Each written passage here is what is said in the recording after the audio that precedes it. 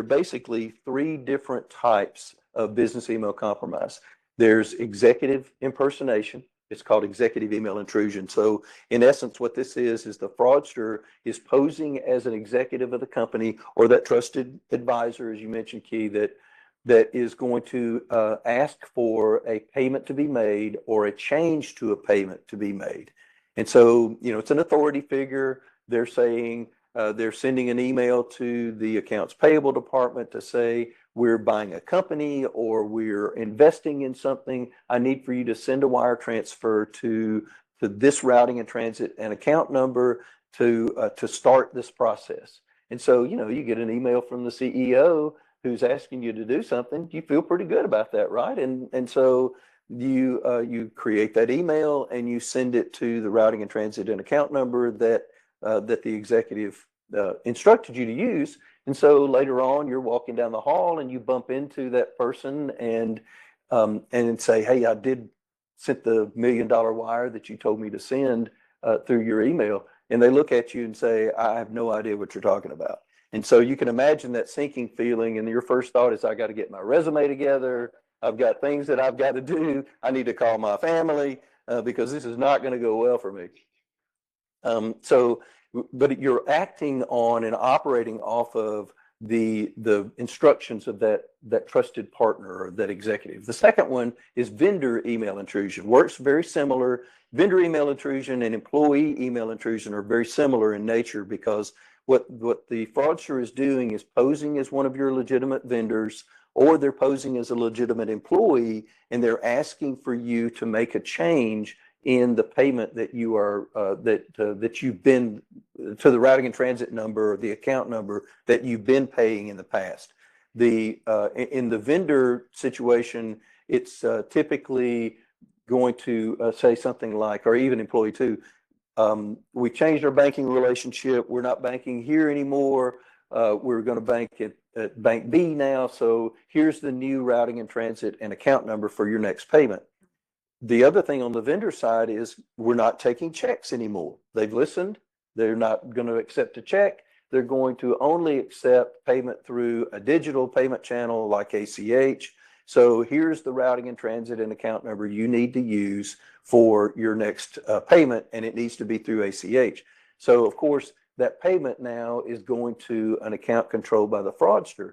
And if you think about the typical collection cycle, business collection cycle is, 30 days at least, net 30, but it's typically going to be 60 or 90 days before your vendor comes back to you and says, we didn't get paid. So, that collection cycle takes a while. Well, when that happens, that money's long gone because it's 30 to 60 days then before you recognize that you either made that change on the instructions of the email, because you'll tell the vendor, sure, we did exactly like you instructed us to do. And the vendor comes back and goes, that's not my email address. And then under really close scrutiny, you look at that and you can see that there maybe was a letter transposed or an S that was added to the end of the email domain. Or because think about how easy it would be to miss if a lowercase L is in the email address. To replace that lowercase L with the number 1 or an uppercase I, depending on the font that's used in that email string, it's very, very difficult to detect those. So it obviously bears paying very close attention to the email addresses because it happens on both cases. And it's really, really important that the faster that you notify the bank, whether you bank with us or not, the faster you notify the bank of one of these types of situations, the greater the likelihood that we're going to be able to recover for you, because we're going to do everything in our power. Certainly we are at Regions going to do everything in our power to try to recover your money for you. But the truth of the matter is we're not always successful. And if you look in the AFP survey, 30% of the companies responding to the survey indicated that they were able to recover absolutely nothing.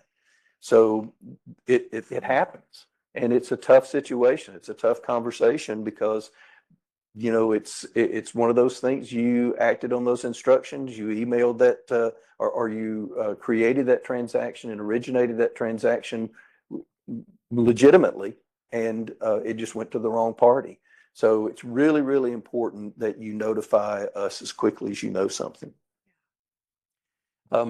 As I mentioned, these typically happen as a result of phishing. I mentioned the email spoofing where they change the letters, creating lookalike domains where they add an S or they transpose a letter so it looks like Jeff Taylor Toyota, but maybe Toyota is spelt differently and you don't pick up on it.